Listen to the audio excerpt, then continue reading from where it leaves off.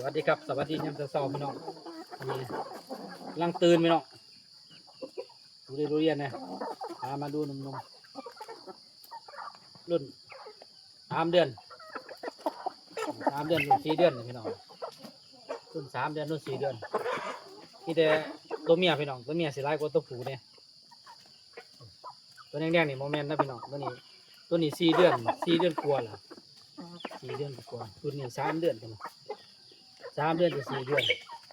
ตัวนี้5 เดือนแล้วพี่น้องตัวนี้4 เดือนจะ3 เดือน4 เดือนพี่น้อง3 เดือน4 เดือนที่จะตัวเมียพี่น้องตัวเมียก็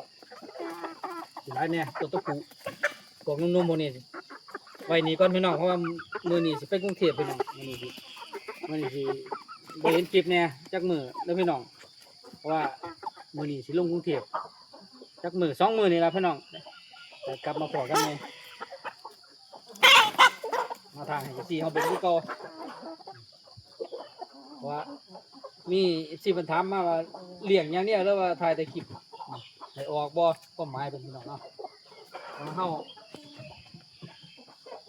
แต่ว่าออกบ่ออกเฮาเลี้ยงเรือเฮาก็ออกพี่น้องเราเลี้ยงออกเหมือนเดิมกันเฮาก็เลี้ยงออกคือเก่าพี่น้องแต่ว่าอยากแบ่งปันแล้วว่ายังให้ไปติดตามที่ช่อง YouTube น้องมีกระตังกับผมเด้อพี่น้องดูชาแนลเพราะว่าครับอยู่ที่2 ทางนั้นพี่น้องในเพจก็ได้พี่น้องตอนในถ้าสนใจอยากได้ก็ติดต่อน้ำเพจก็ได้พี่น้องเพจแดงด้วยกันว่าหลักๆเราอยู่ที่ YouTube พี่น้อง YouTube น้องมีกระตังกับผมกับอดูนชาแนล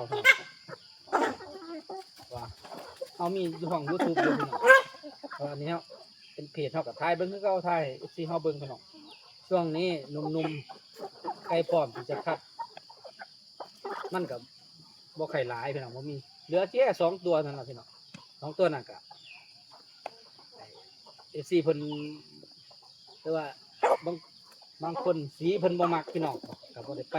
เฮาก็เลี้ยงไปเรื่อยเลี้ยงพร้อมปึ๊บเฮาเราก็ออกสีมันก็อยู่กับคนด้วยกันนะพี่น้องบางคนสตาร์ถือกับสีนี่บางคนถือสีนี่บางคนก็ถามสีนี่ให้พี่น้องแต่ว่าสีเทาๆนี่ FC ถามหลายพี่น้องไก่สีเทาแต่เฮามันก็มีอยู่นะมันรอยเล็กรอยมันเล็กกว่าพี่น้องเปรียบเพราะว่ายัง12122แต่ว่าอันนี้เอาว่ารูปร่างมันบ่ได้พี่น้องมันผสมส่วนมันเตี้ยไปหน่อยก็เลยไม่ได้แบ่งก็เลยเก็บไว้พี่น้องไว้จะเลี้ยงออกสนามพี่น้องตัวใดสวยๆ FC จะเอาไปพี่น้องก็แบ่งไปเรื่อยๆเริ่ม8-9 เดือนนี่ก็เริ่มแบ่งแล้วพี่น้องแบ่งให้ FC ไปตัวใดเหลือก็เอาไว้เล่นแน่ตัวไหนเหลือเขาก็เลี้ยงออกคือกันพี่น้องเลี้ยงตัวที่เหลือได้บ่เหลือก็เอาไว้ปีนี้ทำกันเลยง่ายสิว่าสิเลี้ยงแล้วก็เช็คแบบว่าขัดผ่านเลยพี่น้องเลี้ยงแบบเช็คขัดผ่านปีที่แล้วผมนี่มันบ่เหลือสิได้เลี้ยงเช็คขัดผ่านเลยพี่น้องมีแต่ACเพิ่นปิดหลังใหม่ขอแบ่งหลังใหม่พี่น้องก็เลยต้องแบ่งเพราะเฮาเลี้ยงพัฒนาอยู่แล้วแบ่งอยู่แล้วพี่น้องบ่แบ่งก็เพิ่นก็จะว่าเฮากักเฮาหยังพี่น้องเลยแบ่งให้ทุกคนพี่น้องแบ่งทุกตัวบ่กักเก่งบ่เก่งเท่านั้นเฮาก็บ่ฮู้กันได้พี่น้องเป็นไก่ที่ว่าแต่ว่าแม่หลักๆเราก็แบ่งเป็นลูกไก่ใหม่แล้วลูกไก่สาวลูกไก่น้ำของมาแม่น้ำของเฮามากอ่ะเฮาก็บ่ฮู้ว่ามันสิเป็นแบบใดนะพี่น้องเนาะแบ่งแบบว่าแบบในเป็นสีบางแบบเอาตามที่เฮาสายตาเฮาว่าดีเพิ่นก็ว่าดีนำพี่น้องเฮาแบ่งไปเลยพี่น้องแบ่งไปก็เพิ่นก็ผลตอบรับก็ว่าดีเอาไปก็เก่งเพิ่นนะไปก็ว่าดีว่าเก่งได้พี่น้องตัวแล้ววัดดวงไปเหรอที่ว่าคัดแล้วบ่ผ่านเฮาก็เข้มให้พี่น้องมีการเข้มให้อยู่เข้มให้อยู่ที่ว่าเขาอยาก